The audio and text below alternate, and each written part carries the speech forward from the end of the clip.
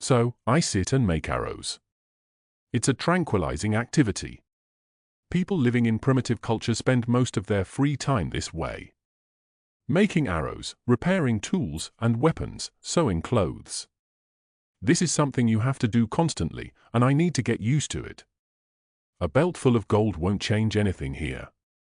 I can't call a taxi, go to a supermarket, and buy bundles of arrows or a pack of seafood risotto. There's probably some trade around here, but generally, no one sells shoes, arrows, onions, rolls, or butter. Every family makes these types of things themselves. Everyone raises chickens, bakes bread, weaves blankets, or brews beer. You can perhaps buy nails or jewelry somewhere, but there are no grocery stores here. It's an agricultural society. Thanks to a walk among the bushes, I found feathers of different sizes that will be suitable for fletching. I split them in half, notch the ends, attach the feathers with resin and twine, and after 2 hours of work, I have 6 more arrows. I shoot for a while at a pile of sand between high rocks on the shore. I'm getting back in shape. Each arrow flies differently, so I try to adjust my aim until, after a long time, I hit a fleshy leaf placed on the slope as a target every time. My compound bow shoots with a force of 70 pounds, but thanks to the pulleys, it draws like a 30-pounder and the arrows bury themselves in the sand up to the fletching. Still, after an hour, my right shoulder and back muscles are already sore. Images of disfigured skeletons of medieval archers come to my mind, with crooked spines and signs of strained tendons. I draw English style from the leg, sports style straight on, and Japanese style over the head. To be sure, I also shoot from under the arm and from the hip, holding the bow horizontally. At 20 meters, I can send the arrows more or less where I want, except for that one that consistently veers off course. I stick the arrows in the ground next to the tent, ready for use. Having a ranged weapon improves my mood. I come from a world where killing from a distance is preferred. A pause in the journey, meant for waiting. So, I wait. After a while, I take the sword, knife, quiver, and go hunting. It's not as simple as though. I waste 1 arrow stupidly, shooting at a flying bird that seemed appetizingly similar to a goose. I overtrust the rifle's enhancement and miss by a hair, but the arrow shoots up a good 200 meters, then falls into the thicket and disappears from sight. After a few hours, I lose hope. The area seems desolated. There's not even anything like rabbits around. Larger herbivores graze at dawn. This isn't the right time. But it's not just that. I realize that I haven't encountered any frogs, mice. There's been no sound of birds nor pestering of insects. Ultimately, I end up wading through the river's shallows with a bow in hand, looking for fish among the stones and rocks. I shoot a few times with no success, until finally, a wriggling, silver-striped shape resembling a Murray eel, marked by a protruding arrow like a giant fishing float, crowns my efforts. I carry the fish back to camp, filled with a sense of pride that's hard to imagine. I feel both invincible and ridiculous at the same time. All my life, when I wanted fish, I just bought it. I would go to Tesco in Far or to the quay behind the port, where the fishing hovercraft docked, or to the Fabryka and choose among the scorpion fish, sardines, and dentex, beautifully laid on ice, straight from the night catch. And now I'm bursting with pride over one little fish. Just because I procured food in a godforsaken corner of the coast, relying only on my bow and nature. After 2 years of training, bionically modified, trained in a commando program, I've acquired skills which are at the disposal of every child here. When dusk falls, I grill the fish cut into steaks over the embers. For the first time here, the dinner tastes good to me. Steaming pieces of white meat, divided by fingers on a leaf, a cup of weak grog. I'm starting to feel like I'm part of nature. For instance, I've never cared so much about the weather. Throughout my life, it could at most be a reason to hurry back home. Rain, heat, or snow were phenomena occurring outside the window. You had to turn up the heating, turn on the air conditioning, or hide the forgotten pieces of furniture from the terrace. Here, I literally have no roof over my head and constantly look at the sky. Nothing but this flimsy little shelter I've built from branches and tied young trees. I think it's going to rain, so I cover it with a stinking blanket I took from the station to carry my Grendel's paw. I have nothing, yet I've built a shelter and secured food. I feel both poor and strangely free. I'm woken by the cold and a flickering, pale green glow like the aurora borealis. It's 3:30 in the morning, the wolf hour. The time when you sleep the deepest, and dawn is still far off. The time when a person is psychologically the weakest. The time of ambushes and night attacks. I sit at the entrance to the shelter, hidden behind the shield with which I've barricaded the entrance, with a bow in hand and an arrow on the string, and watch the river. Near the shore, the water is boiling with thousands of fish and aquatic animals, shimmering like a handful of silver coins and looking as if they wanted to escape onto the land from whatever is happening in the middle of the current. It does somewhat resemble the aurora. It flows in bands and clouds, opalescent in blue and pale green, casting a flickering glow on the shores. But it crawls along the surface of the water like a giant snake. It's the cold fog moving along the river. In the streaks and bands floating above the water, the silhouettes of beasts and monsters intertwine, and tangles of tentacles writhe. I see misty manes and horse heads, I see spiked backs. And within the haze, more solid figures of marching beast men materialize.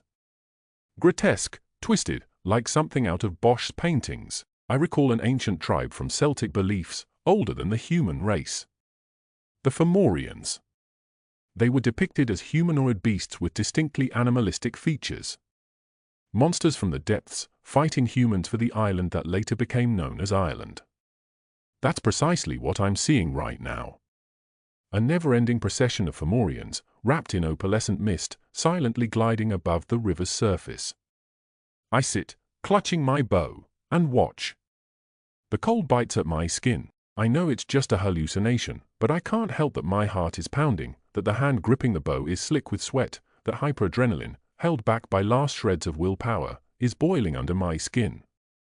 I look at the strange, frog-like, fish-like, reptilian, and horse-like snouts, at the shiny backs covered in bumps like boils, some with spikes, some smooth. I look at the snouts and maws full of fangs, and an idiotic, superstitious conviction starts to grow within me.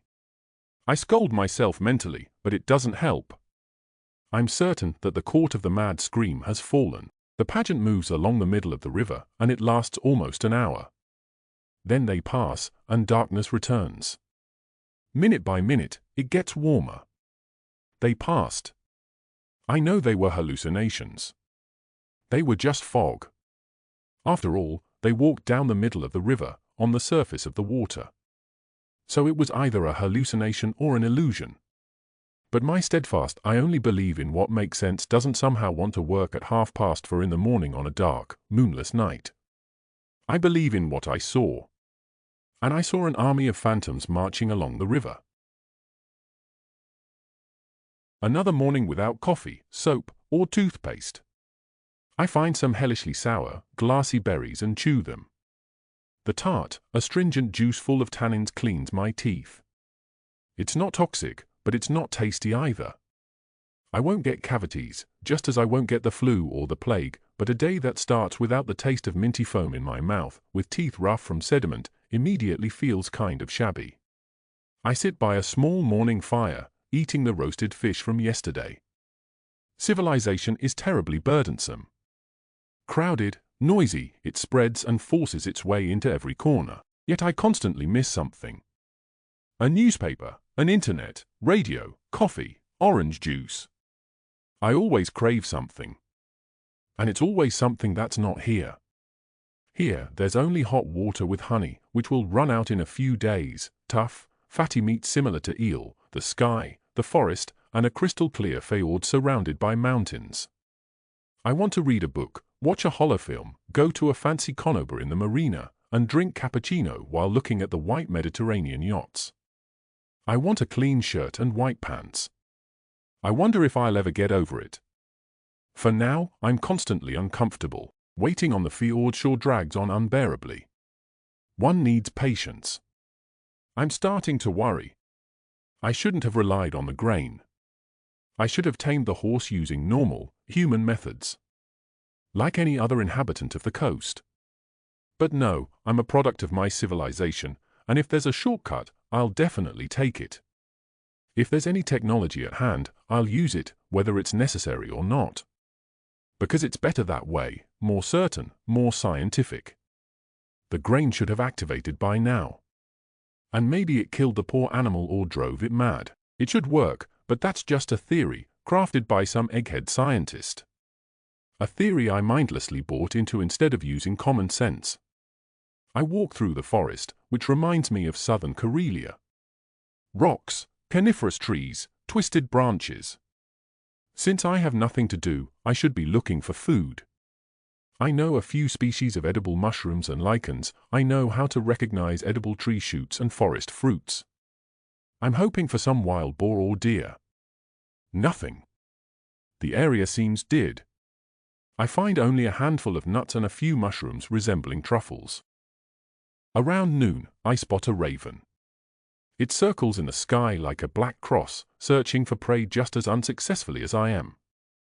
I follow it, trying not to lose sight of it, until it finally perches on a tree about 200 meters away from me, and then it's mine. I focus my gaze and look through the cipheral collimators, trying to determine whether it's my thief or not. And a moment later, it falls, crashing through the branches, and convulses on the ground, pierced by an arrow. After a few minutes, I wipe the blooded knife on some moss and realize that it's not my bird, and even if it were, it didn't swallow the grain capsule. The only benefit is a handful of black, shiny feathers, which I take with me. When I return to the camp, the first thing I see is my steed. It's standing on the beach covered with white pebbles, its large, humped nose stuck into the shelter, sniffing the bedding. It senses my presence and lets out a series of thunderous whinnies before trotting straight toward me. I carefully lay the feathers, nuts, and mushrooms on the ground and stand ready to dodge.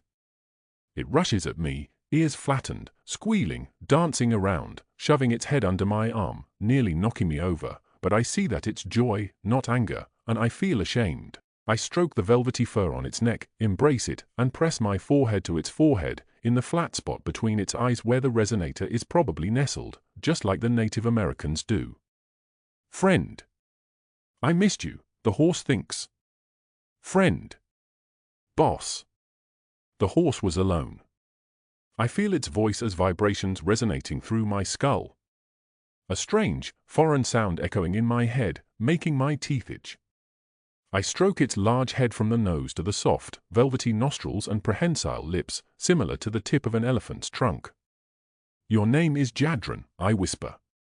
I am Vuko. Jadran, it repeats. Vuko and Jadran together now? Yes, I say. Together. It worked. I think.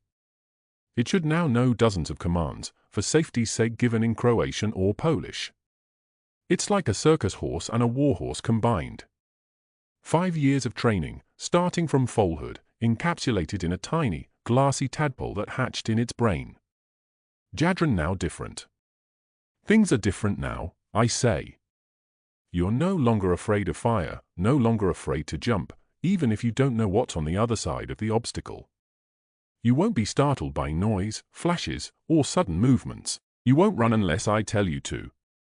Now you can see in the dark, and you won't get sick. I put on the swill cloth and tack. At last. I take the saddle, which I had been carrying on my back until now. It stands patiently, only twitching its ears as I fasten the girth, fits its head under the studied bridle, obediently takes the strange bit, designed for a jaw like its own. Then the gravel beach on the fjord shore turns into a circus arena. The steed backs up, pirouettes, lies down and leaps up on command. As obedient as a motorcycle. Years of training in one capsule. Buffalo Bill show. Too bad no one's watching. For dinner, I heat one of the military rations I took from the station. I patch up the hole in the pot and try to seal it with clay, hoping it will harden in the fire's embers, but it doesn't help much. It leaks. In the end, I eat straight from the package. I celebrate. I eat sausages in barbecue sauce with corn, drink a solid measure of rakija. Jadran gets a generous portion of crumbled biscuits, then goes off to find something suitable for feed. I don't know what it will be, judging by its teeth. It's omnivorous or even carnivorous. I regret that I can't ask it where it came from on that strange clearing and what it was doing before. Its vocabulary is too limited, and besides, it doesn't really know how to speak. It simply doesn't know what to do with the ability to talk. It delivers simple messages, but can't tell a story or put its own memories into words. I try not to build foolish, unfounded theories, but I can't help it. It seems to me that its appearance fits too well with the phenomenon I keep encountering and which I tentatively consider a hallucination. It seems to me that it's the work of the cold fog. When we set out the next morning, I feel as light as a feather. All the gear is packed into the saddlebags placed on the horse's rump and inside the rolled-up blanket draped over its back. Finally, I'm not wearing armor or chainmail. Weapons and equipment hang in the saddlebags, holsters, and straps. The horse, loaded down with gear, doesn't look elegant, more like a heavy cavalry steed or a traveling merchant's cart, but it doesn't seem to even notice its load. At last, I begin to travel without a helmet on my head or a saddle on my back. We get moving. Through the gorge along the winding fjord, through the forest, through rocky wastelands covered with shrubs. Following the trail as it leads. In the afternoon, I come across a bridge. To be more precise, the ruins of a bridge, but one so breathtaking that they leave me speechless. On each bank, two enormous pylons rise, probably about 30 meters high. The river is wide here, about 150 meters, and the rocky banks rise several stories high as well. The pylons on the banks are monstrous statues of giants. On one bank, a woman, on the other, a headless figure of a man. They reach out to each other with their arms, standing astride, over the wide, smooth surface of the road. The bridge breaks off on each side a few meters from the bank, but there are no remnants visible in the river below. I dismount and walk around the ruins, running my hand over the rock surface. It's seamless. No signs of processing or sculpture, no joints. As if millions of years ago, lava formed precise figures of giants, the road surface, and the cables that once connected their outstretched, yearning arms. Now they are forever divided by the river and will never meet. Who, in a land where the pinnacle of architecture is a carved log hut, managed to create something like this? On my side of the fjord, the road cuts into the rocky slope and gently disappears into the forest. Like the bridge, it's precisely shaped rock. Almost untouched. The smooth surface, as smooth as glass, is marked only by a few cracks where grass and tree roots have found their way in. I move up the road. It doesn't follow my trail, but I want to see where it leads to. The path is blocked by huge trunks of fallen trees, and around a bend, one large tree, with needles resembling those of an araucaria, grows out of a perfectly round hole in the middle of the road. The trunk is 3 meters in diameter. Jadran's hooves clatter on the basalt surface. We ride like this for about an hour until the forest thins, and beyond it, a barren moorland appears at the summit. A plateau covering the hilltop. Below, I see a vast stretch of forest extending all the way to the distant, shimmering sea, like a shaggy, brown-olive carpet. About 500 meters away, I spot something that at first I thought were white limestone rocks, but they're buildings. Pointed arches, like the tips of buried missiles, arranged in several concentric circles, all covered in black spots that, upon closer inspection, turn out to be a flock of large ravens. Some ravens circle above like living scraps of soot. I unhook the sword from the left saddle strap and slowly sling it over my back. I approach at a walk, with the bow ready and an arrow on the string. Up close, the buildings are larger than they appeared. I enter the first circle. It's somewhat reminiscent of an African village, but the huts seem to be carved from white marble. Like the bridge and the stone giants, they look more like they were cast than sculpted. Silence, and the chorus of cawing. There's not a living soul here. It's strange. Even if these odd huts are remnants of some ancient culture, someone should be living here. They're ready-made houses. All you need to do is add doors. There are window holes, a roof, it doesn't rain on your head. Maybe the place isn't suitable. From what I've read about the culture of the seafarers, they're reluctant to settle anywhere without a view of the water. In front of the house, there must be a sea, a river leading to it, or at least a lake. I jump off the horse and cautiously approach the nearest building. I hold the bow loosely in one hand, keeping the arrow in place with a finger. It only takes grabbing the string with the other hand to shoot. I don't like the silence in this place. I activate the cipherl,